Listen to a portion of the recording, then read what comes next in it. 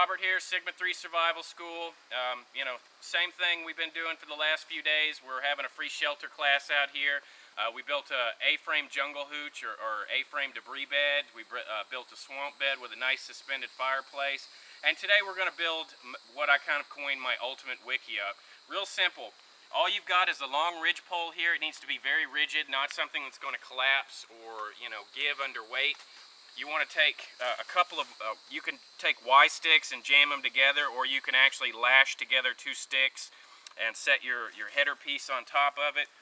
Make sure that you anchor anything that is a support structure, so your Y-beams here are anchored into the ground so that when you start putting feet and feet of debris on it, it doesn't sink down. Back here, we've got something that sets our debris hut apart from a lot of other debris huts out there. This is actually an internally heated debris hut, and it's super comfortable in wintertime. I like to throw hot rocks in there, take them in the fire, heat them up for a couple hours, and then I'll uncover my debris when I'm ready to start heating my shelter, because this is the thin portion since it's the low side. And then I'll just toss my hot rocks in there, put my ribbing back, and then throw my leaves back over. You want to make sure that this is high enough off the ground to where any kind of residual heat is not going to ignite your debris that's sitting here. I've never had any issues with that. I've never had it get even hot enough to where it was close. But these rocks do get extraordinarily hot, and I've slept in these shelters down to 20 degrees with no bag, and they will literally cook you out. It's super warm. Also, you want to make sure that you anchor back here, and probably one of the biggest mistakes that I see a lot of people make, especially if you're going to build one with a debris bed, and we're not building this with a debris bed because we have a serious bug problem here. Ticks are just crazy, and you don't want to have to smudge your shelter out every day, so I prefer to not have a debris bed, especially in a warm climate like we've got right now. But just make sure that your ridge beam is far enough off the ground so that when you're turning at night, your feet aren't hitting it. That's why we do that prop up here instead of running the ridge pole straight to the ground. It makes it a little bit more convenient. So the next step after this is all done is we're going to start laying our ribbings in, and then we're going to build our extension off to the front. All right, so we've got the ribbings put in. You want to make sure that they're pretty tight together so that the leaves can't fall through. Add pine boughs or cedar boughs or whatever you have on both sides. Now I'm not going to finish this one out. This one is this shelter that we're building is for demonstration purposes for our class. So I'm leaving one side with the pine boughs, one side open, but you want to cover both sides. Now, one of the beauties of this shelter, making your debris hut a little bit larger than some of the other debris huts is I can actually conform this in. I can build rafters across here with sticks and actually fill that in with debris and close it down if I need more insulation in this shelter. And then I can also build up the sides with debris also. There's just so many different ways that you can rig these things. There's no way that you could demonstrate all the different variations and styles.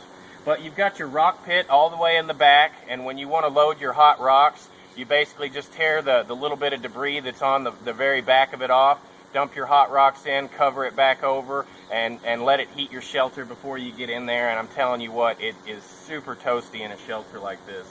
So the next step is I'm going to basically create an extension off of this. You can do a lean-to, or you can do a double lean-to. There's a lot of different ways that you can set it up.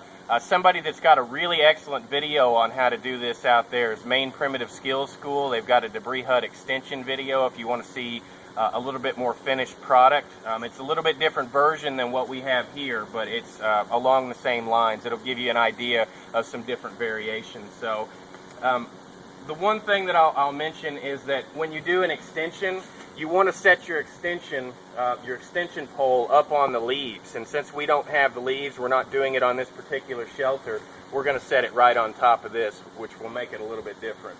So I'm going to go cut a large ridge pole, and we're going to put another Y up and finish out the rest of this shelter.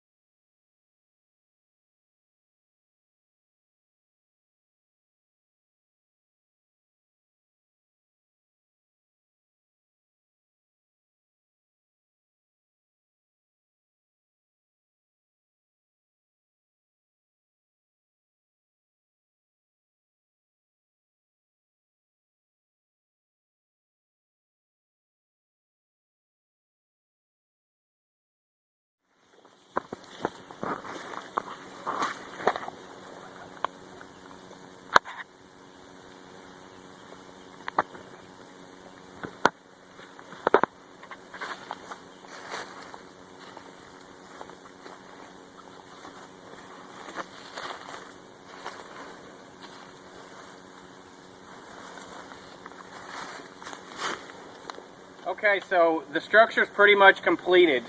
This is a really fancy debris hut. We added a lot of extra things. On this side of the shelter, you've got basically a lean-to that extends off the front end of your debris hut. And then right off of your lean-to, we've built a drying rack to, dry clothes, meats, wild plants. Anything that you need dried would be hung right here over your keyhole fireplace. And we dug a little bit different fireplace than most people do. We put a keyhole one in because it has a lot of advantages. So you can take 8, 10, 12-foot lengths of lumber and just lay them right in here and run them out the front of your shelter. And instead of chopping wood all the time, you can basically just feed it in. And this is what they do in Africa a lot in villages. You can't waste all these calories chopping wood all the time. So a keyhole fire is a great way to cook and heat your shelter. So this section, if we want a really hot fire, if we're worried about warmth, I'll have the fire extend the entire length of the keyhole. And if I'm just cooking and need to keep my fuel burning to a minimum, I use that section. This section is dirt lined. That section is rock lined. The rock line is gonna cook a lot hotter. That's great for cooking, but it's awful for if you want to have coals in the morning to restart your fire with. So I always like to have at least one section of my fireplace that has a place that'll keep my coals, so I keep a dirt bottom. I put a lot of flat rocks and things around here so that I can take food, whatever I've got, dry it out, set it next to the campfire. Cool thing about having this little rack above here is I've got a hanging point to hang my Dutch oven and things like that. So, it's just like any kind of lean-to. You're going to sit up in here and work next to your camp. You're going to cook your food. It's not, huge, but the bigger your shelter is, the more debris it needs, and the more insulation issues. So there's a happy medium for all this stuff where you can be comfortable, and then there's, you can make these real small ones that, to me, are just a pain in the butt, and I would rather spend a little bit more time throwing more debris on them and actually be comfortable in a shelter. Back here, we've got our fire pit, or not our fire pit, but our hot rock pit. So basically what I'll do is I'll just take my hot rocks out of the fire here, and I'll either just shimmy them back in there with some tongs, or I'll actually physically uncover that section of the debris hut. Now this is just the framework. We're not going to cover this with leaves. I'm building this as a demonstration for some of our advanced survival courses and things like that. So we're going to leave this open. Anytime you throw leaves into the equation or any type of debris, you're going to have issues with bugs. So if this is a long-term camp that you're going to keep up, you might not want to put a debris bed in it, or you're going to spend a lot of time smudging these things depending on your environment and how many bugs that you have, because we have tons and tons of them here. So please add any commentary if you know any other, additions that you can add to this type of shelter. I know that you can add another lean-to off to the side. There's a lot of different variations. But if you've got any commentary, please drop it and, pass that wisdom on to us. This is all about spreading tribal knowledge. All of us are trying to get together to, expand everybody's knowledge base on this stuff. And if you want to watch a really good video from pretty much start to finish on a different variation of a shelter like this, go to Maine Primitive Skills School and check out their YouTube channel, and he's got a debris hut video on there. Other than that, please help support us by subscribing, and we appreciate your views. Thanks.